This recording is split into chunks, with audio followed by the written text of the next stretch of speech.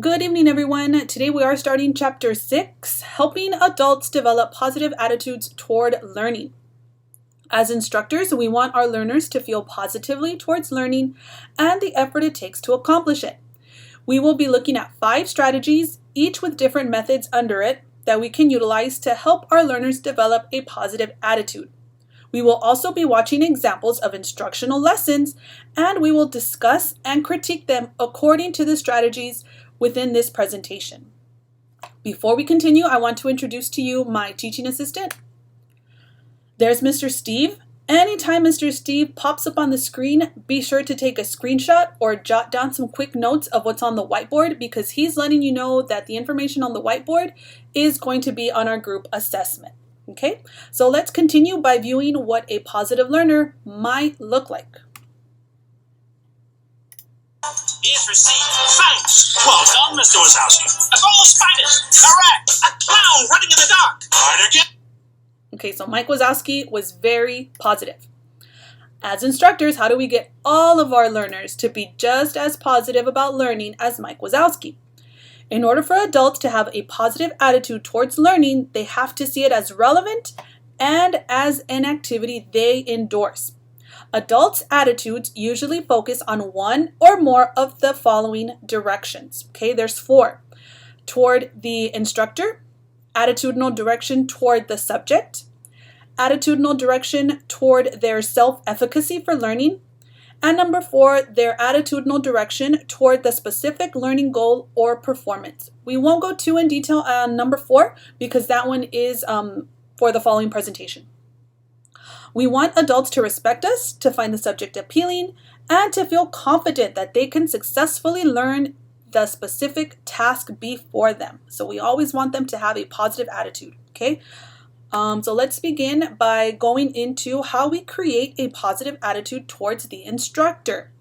A negative attitude toward the instructor can make a huge barrier to learning. So how do we develop a positive attitude towards the instructor? We allow for introductions. We concretely indicate how we are going to cooperate with the learners and our intentions to help them learn. We will share something of value with the learners. When we issue mandatory assignments or training requirements, we do give the rationale for them. We let the students know it's not just busy work. And number 5, we engender or create a safe learning environment. Okay, so with these 5 strategies is how we can create a positive attitude towards the instructor. So we're going to view a lesson by Mr. Jaime Escalante in East LA in his calculus class. After we view the instructional video, we will discuss which one of these strategies did Mr. Escalante utilize, or he could have utilized more than one. We will begin each class with a quiz. There will be no free rides, no excuses. You already have 2 strikes against you. There are some people in this world who will assume that you know less than you do because of your name and your complexion. But math is the great equalizer. When you go for a job, the person giving you that job will not want to hear your problems, and neither do I. You're going to work harder than you ever worked before. And the only thing I ask from you is ganas, desire, haircut. If you don't have the ganas, I will give it to you because I'm an expert. Okay, so if you are one of the very few teachers that has never seen Stand and Deliver, it is available right now on Netflix if you want to check it out. So now I'm going to pause the video so we can discuss Mr. Escalante's lesson. Our next attitudinal direction is creating a positive attitude towards the subject. How do we do that? By eliminating or minimizing negative conditions, by positively confronting erroneous beliefs within the student, by using differentiated instruction, and by utilizing assisted learning strategies. So we'll go into each one of these into more detail. How do we eliminate or minimize any negative conditions surrounding the subject? We do that by eliminating or minimizing pain, and that could be as something as simple as the air where the training is happening or the learning, if it's too hot or too cold. Or it can be something like when you raise your voice and that may trigger someone with PTSD. Any type of physical or psychological discomfort, we want to minimize that. Fear and anxiety, such as failure or punishment, unpredictability of potential negative consequences. Frustrational levels, when information is presented very quickly or when information is presented very slowly. Tests that are unannounced, or any inadequate feedback that can cause frustrational levels to rise. Humiliation is when we shame or disrespect a student using sarcasm. We want to not use any of that at all. And boredom, that's when there's a lack of variety within the learning. Learning environments must have these negative conditions removed before positive conditions can effectively occur.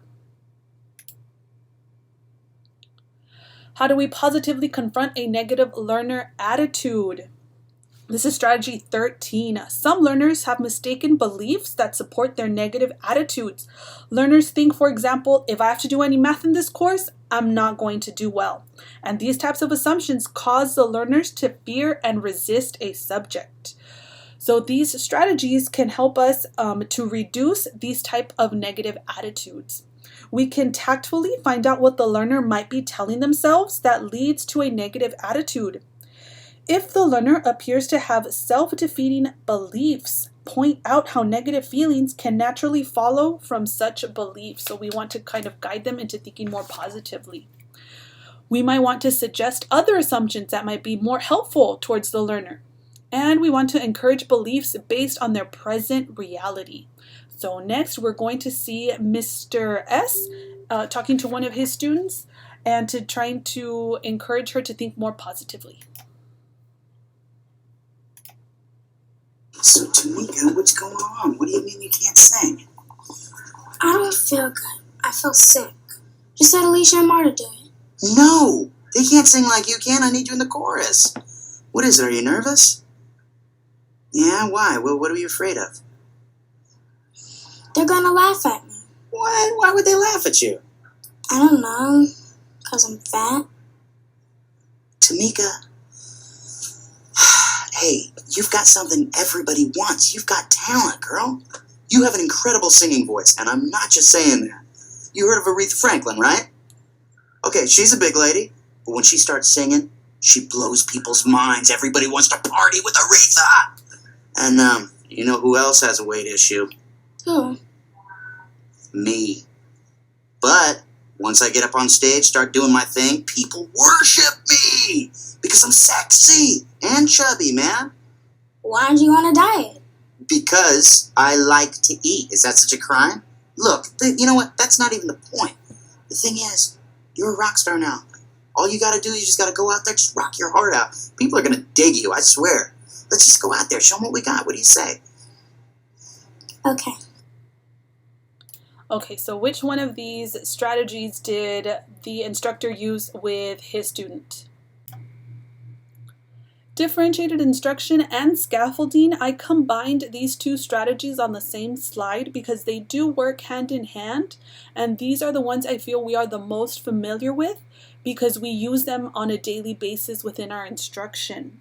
And they are both a form of flexible instruction that meets the needs of individual learners.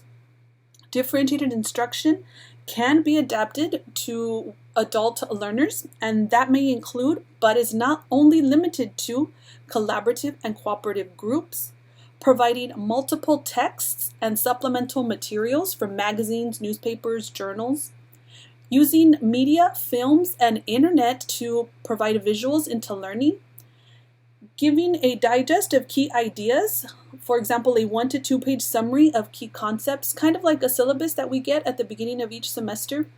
Concept-based teaching goes in depth into the understanding of concepts and moves away from reviewing just basic facts and important dates.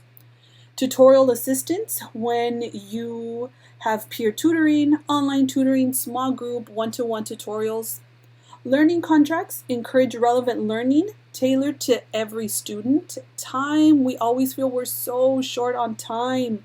but giving ample time to complete tasks can really reduce anxiety and allow every adult a chance to do well. And formative assessments are ongoing assessments designed to make the learner's thinking visible to the instructor. Scaffolding also is a strategy for differentiated instruction, and that includes modeling, when the teacher models the task and the learners follow along, or the teacher provides an example, for example, a finished project, and the students can use that as a model for their own. Thinking out loud is when the instructor verbalizes the thought process so the students understand how to complete the task. Anticipating difficulty is when you give a heads up to where the learners might have some difficulty to accomplish the task. Providing prompts and cues, the instructor highlights procedural steps. Using dialogue and discussion, the instructor engages learners in a conversation to extend understanding of key concepts. Regulating difficulty, the instructor introduces a more complex task by using simpler tasks for practice. Reciprocal teaching, this is kind of like the movie Freaky Friday where they switch roles. The instructor and the learner rotate the role of instructor. Each learner provides guidance and suggestions to the other. And providing a checklist, learners use self-checking procedures to monitor the quality of their learning.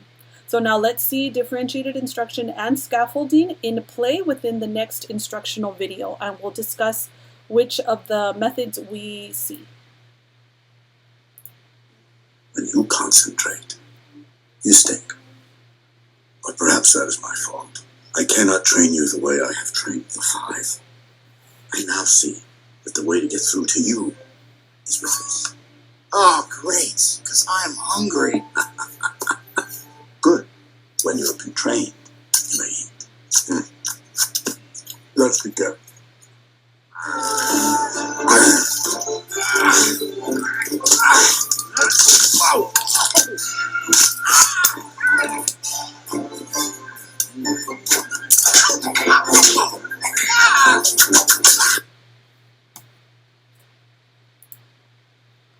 Okay, so now we'll pause the video to allow for some cross discussion as to what strategies we saw in the teaching video.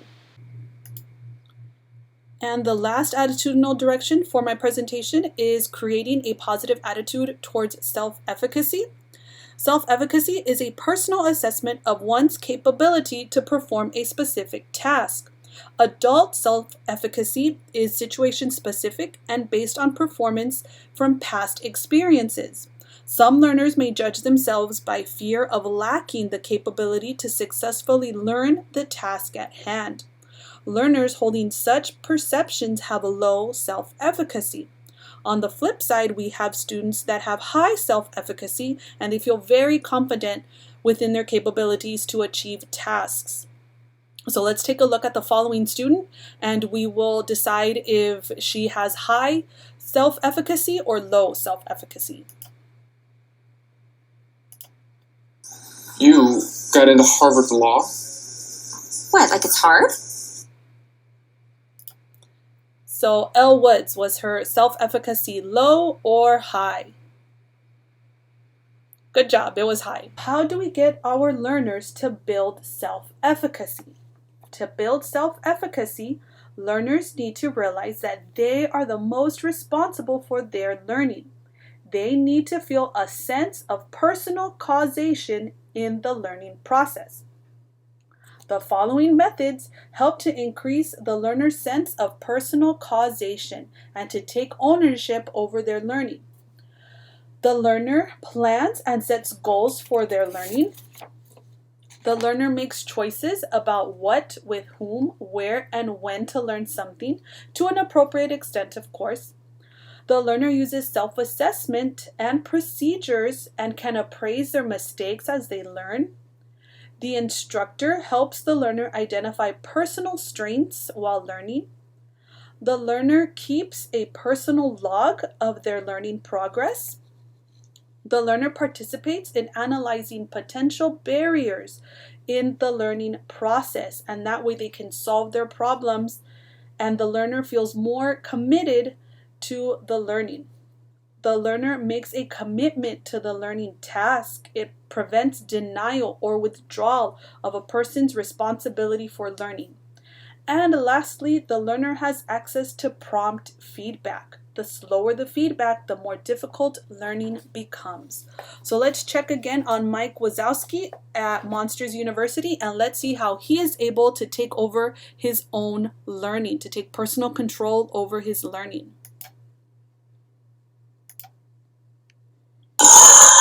Now here is a monster who looks like a scarer. You want a hope of passing this class, you better eat, breathe, and sleep scary.